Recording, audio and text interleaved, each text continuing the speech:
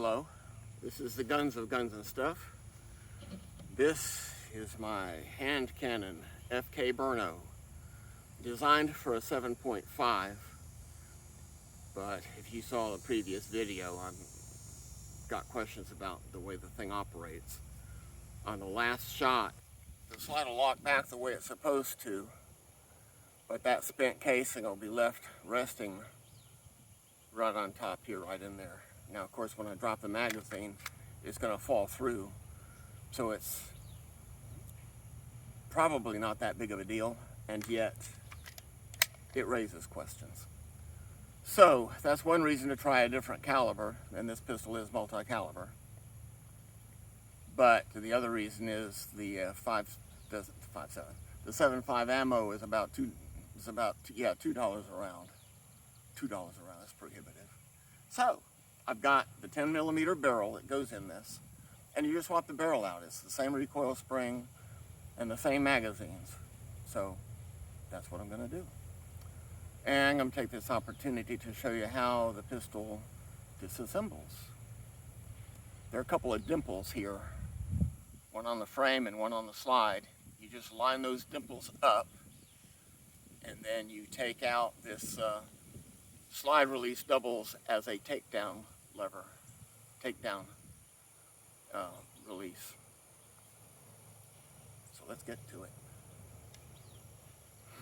Let's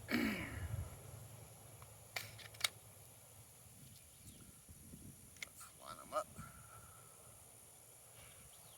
Okay. They're lined up. Now you see this. You just push that through. And now this is loose. I don't know if you can see that. There's the pin.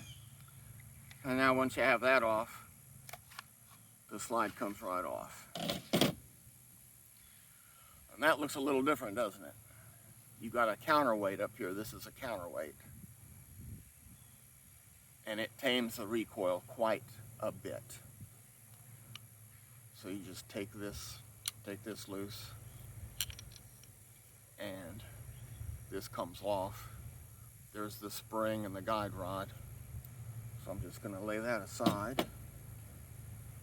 Now the barrel doesn't want to come out. See that? So you got to smack it. So let me smack it. I smacked it. It came out. See? All right. Here's my 10mm barrel. Looks very similar, except it's 10mm instead of 7.5. So we'll go ahead and put my 7.5 there.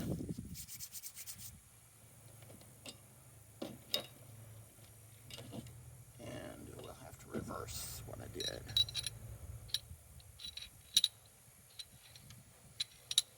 Okay. Now I thought I was going to have to smack it to put it in, but I didn't. It slides right in. All right. Then this goes in there like that. And as I said, you use the same guide rod, same recoil spring, and you just put it there like that, the way it was. Okay? Pretty easy. Then, the only tricky part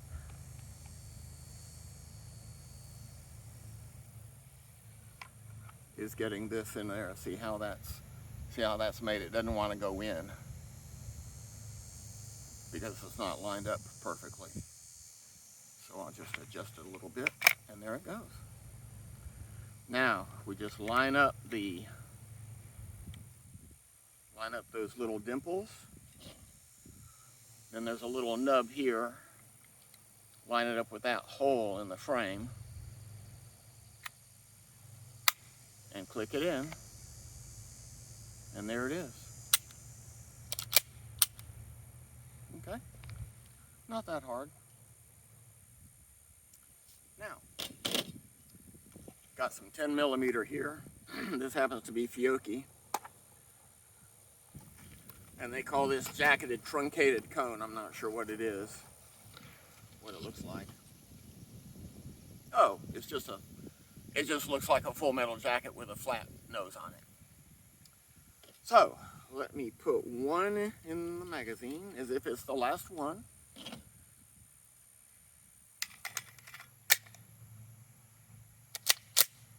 And now we'll shoot it. Ooh, I bet you thought I was going to forget my ears. Didn't you? Yeah, I know what you're thinking. No. Okay. Got my ears on, ready to go. Now what I want to know is this last spent round going to stay balanced on top of the magazine when I shoot this thing. Let me scoot back a little so you can see what's going on. Okay, yeah.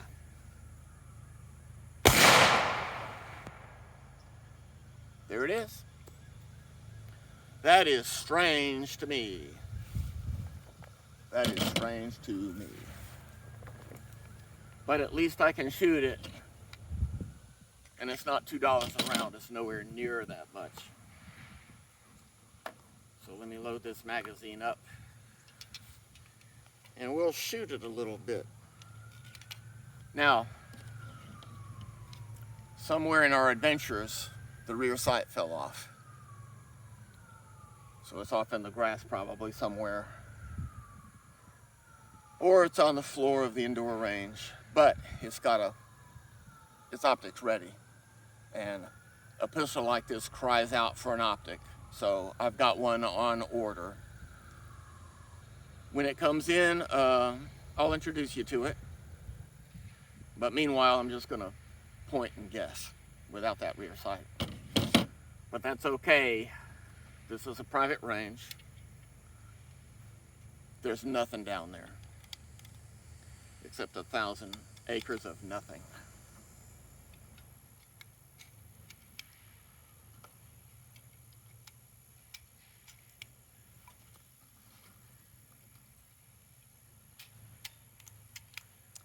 And just for your information, in case you're wondering, we're in central Mississippi. And it is a cool September morning. Okay.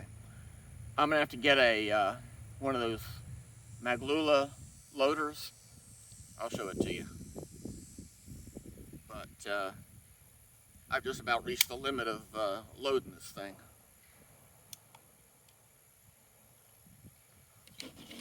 Let's shoot it off and see what we got. Now, one thing about this pistol, the grip is gigantic and my hands are small, so I have to re-grip to work the slide release. But there it is.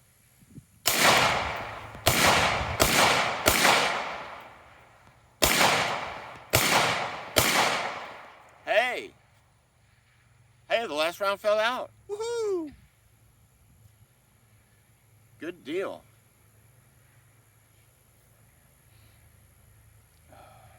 All right.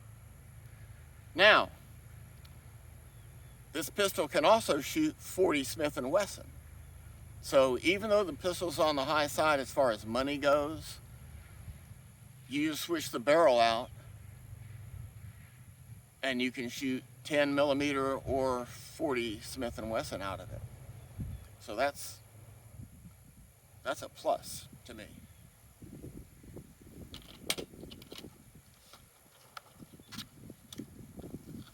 So let's shut this box up and we'll get our, and this again, this truncated cone, Fiocchi Range Dynamics, it's the same bullet design as the other one, just in a 40 caliber version.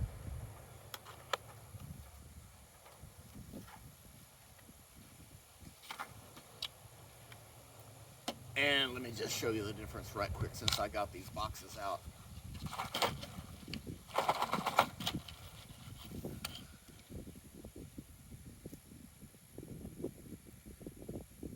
You could call one the 10 millimeter short. That's not what people call it, but I wouldn't argue about it. The tall one is the 10 millimeter, the shorter one is the 40 Smith & Wesson. And as you can see, it's the same bullet design, but one is 170, the 40 is 170, and the 10 millimeter is 180 grains. There's only 10 grains difference between the two bullets, weight-wise. But of course, this was less powerful. So let's do this. Load that in there.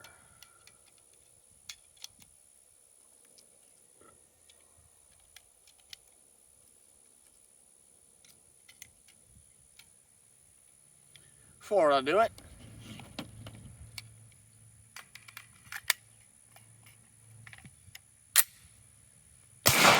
now you can see the recoil is not as much. But you see, same problem. That last round, I do not know why, but it stays in the gun. And again, I have to shift my grip a little to reach the mag release. But there went the spent round.